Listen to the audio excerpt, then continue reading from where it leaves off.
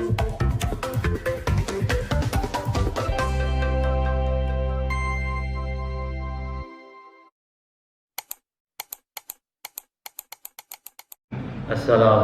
warahmatullahi wabarakatuh. Bismillah, alhamdulillah, wassalatu wassalamu ala rasulillah sayyidina Muhammad ibn Abdullah wa ala alihi wa sahbihi wa mawalah wa la hawla wa la quwwata illa billah. Amma ba'du, fa ya ayyuhal hadirun kiraman hadirat, usikum wa nafsi Allah faqad faza muttaqun. Tabu ba'dhum hatta taqtalita abla'ahum, dan membenci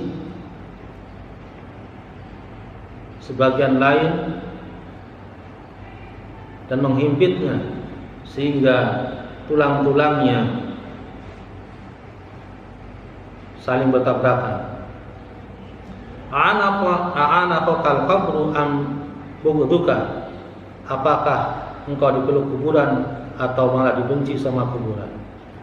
Ya abati, wahai bapakku, innal ulama yaquluna, sesungguhnya ulama berkata, kullu man wudi'a fil qabri yundamu iltiqa, innahu lam yakthur al hasanat wal asi lam artaku sayyi'at. Sesungguhnya setiap orang yang diletakkan dalam kuburan yandamu, akan menyesal berjumpa dengan kuburan. Innahu, bahwasanya lam yukthirul hasanat, mereka belum berbuat banyak kebaikan, wal asi, dan banyak bermaksiat, lam artaqib sayyi'at, lima artaqibus sayyi'at, kenapa berbuat maksiat?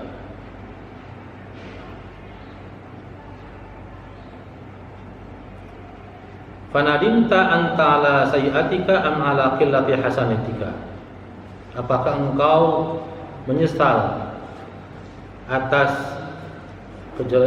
perbuatan jahat maksiatmu, am ala qillati hasanatika, atau menyesal atas sedikitnya berbuat baikmu?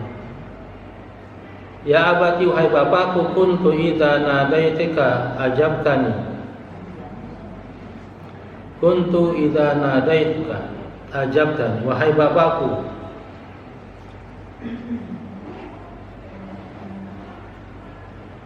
dulu jika saya memanggilmu ajabtani, maka saya menjawabmu. Wa qala man unadika ala ra'si qabrika fa kaifa la asma'u sawtaka, dan ketika saya memanggilmu di atas kuburanmu, fa kaifa la asma'u sawtaka, bagaimana saya tidak bisa mendengar suaramu? Ya bati gibta ghibatan la talqani ila yaumil qiyamah, wahai bapakku, engkau telah pergi dan tidak akan menemui saya ila yaumil qiyamah, sampai hari kiamat. Allahumma la tahrimna liqa'ahu yaumal qiyamah, ya Allah, jangan kau halangi kami untuk berjumpa dengannya pada hari kiamat. Faqalat, maka anak perempuan tadi berkata, ya Hasan, wahai Imam Hasan, ma'ahsana tanahu ta'ala abi, alangkah indahnya, alangkah bagusnya ratapan yang engkau ucapkan pada bapak saya. Wa ma'ahsana ma wa'adtani wa nabahtani, dan alangkah bagusnya, alangkah indahnya apa yang kau ingatkan dan kamu nasihatkan pada saya. An-naumatil ghafilina, dari tidurnya orang-orang lupa. Tsumma raja'at ma'al Hasan baqiyatan, kemudian anak perempuan tadi kembali dengan Imam Hasan sambil menangis.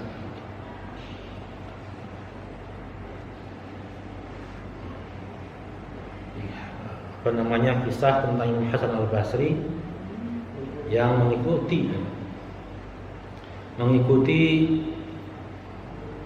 anak perempuan yang ditinggal mati sama bapaknya, dan apa sih meratap di atas kuburannya. Siapa yang ngasih lampu? Dulu waktu masih hidup saya yang nyalain lampu. Dulu waktu masih hidup saya yang menyiapkan makanan. Saya masakan makanan. Semalam siapa yang masakin? Semalam siapa yang nyalain lampu? Dengar sama Imam Hasan Al-Basri sambil menangis. Jangan ngomong seperti itu.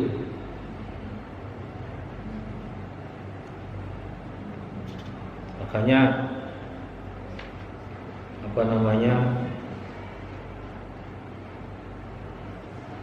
ada adab ziarah.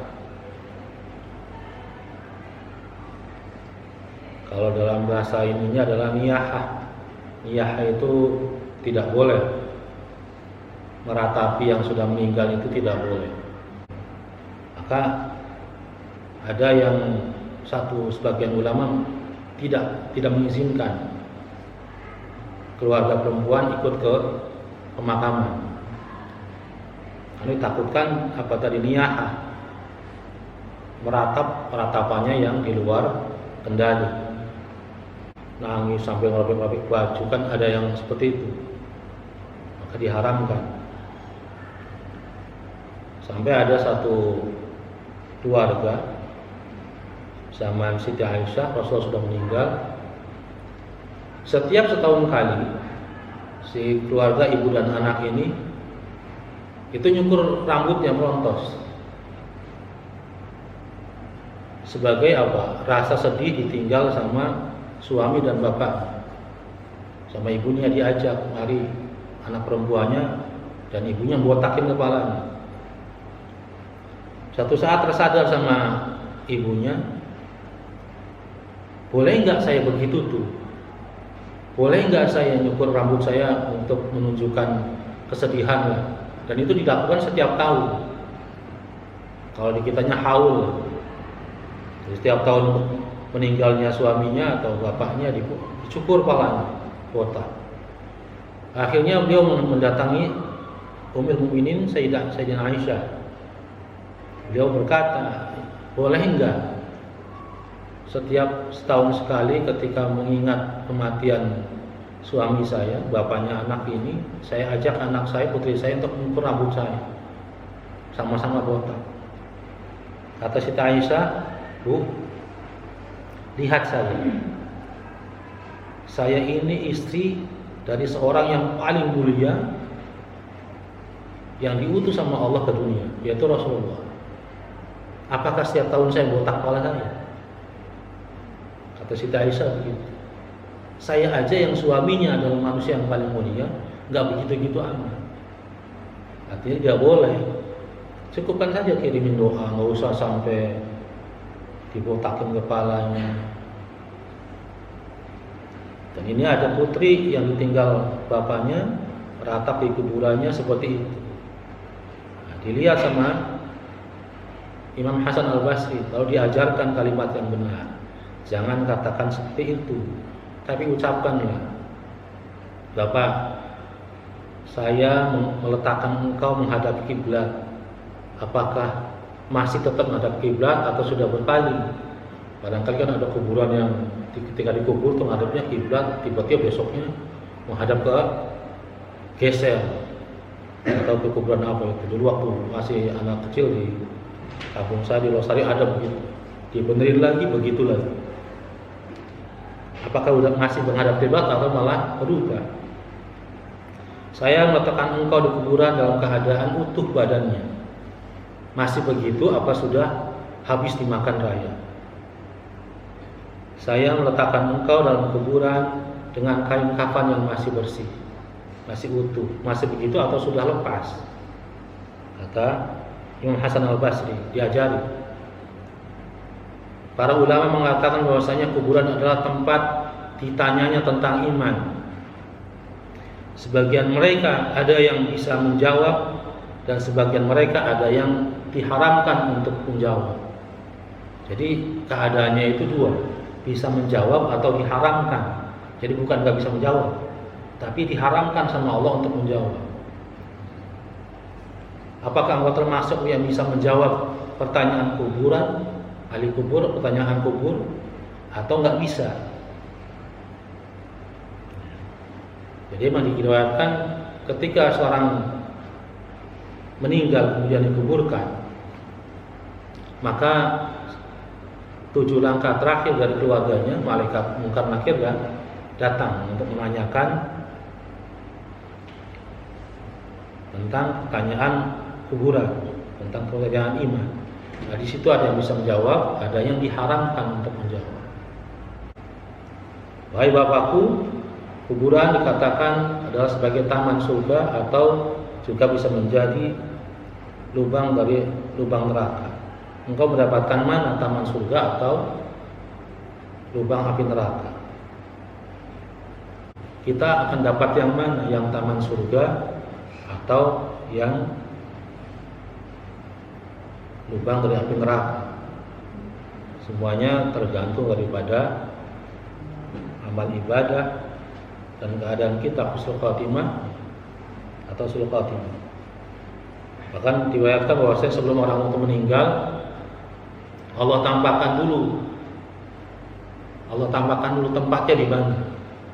Kita orang seketika sakaratul maut itu Allah tampakkan dulu, ini tempat kamu ada di sini. Maka meninggal dengan senyum karena Allah tampakkan taman surga. Tapi ketika ditampakkannya lubang api neraka, maka akan melotot. Waliyadu billah.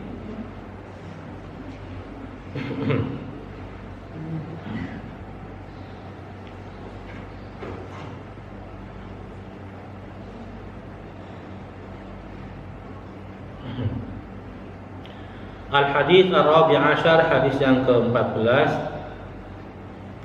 An Anas bin Malik radhiyallahu anhu qala, dari Anas bin Malik semoga Allah meridhoinya berkata, iltaqa Rasulullah sallallahu alaihi wasallam ma Jibril alaihi salam. Rasulullah berjumpa dengan malaikat Jibril, faqala, dan bersabda, hal ala ummati hisabun. Rasulullah bertanya kepada malaikat Jibril, apakah atas umatku ada hisab? Apakah umatku mendapatkan hisab? Faqala, maka malaikat Jibril menjawab, na'am alaihim hisabun. Ya, bagi mereka, atas mereka ada hisab, ada perhitungan. Ghair Abu Bakrin radhiyallahu anhu laisa alaihi hisabun, kecuali Sayyidina Abu Bakar tidak ada baginya hisab. Yuqalu lahu, dikatakan kepada Abu Bakar, ya Abu Bakrin udkhilil jannah.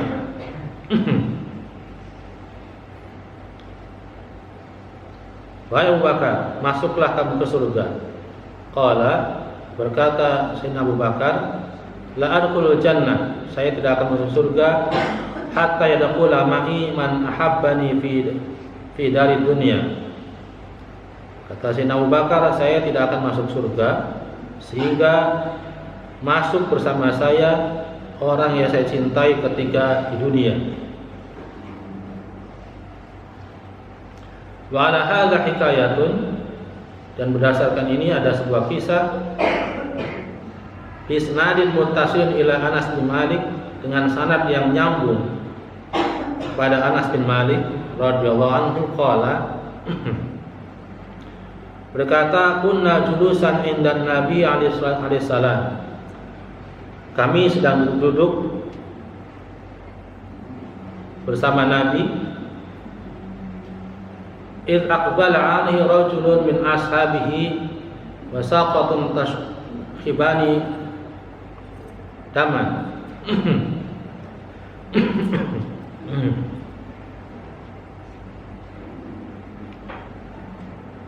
Tiba-tiba datang menghadap Rasulullah seorang laki-laki dari sahabatnya,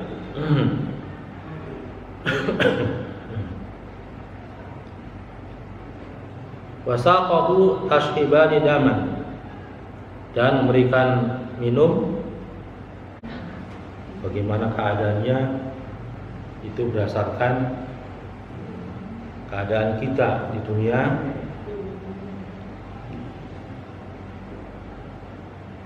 menceritakan, menggambarkan seperti itu keadaannya.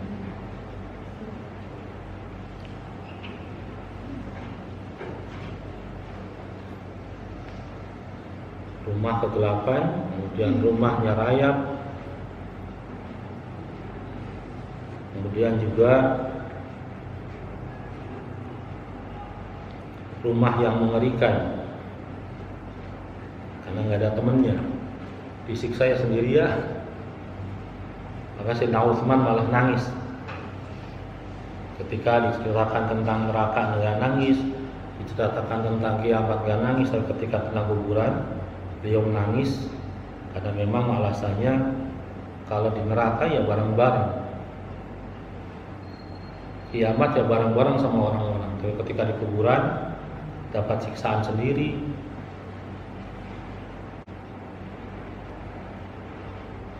Wallahu a'lam bishawab.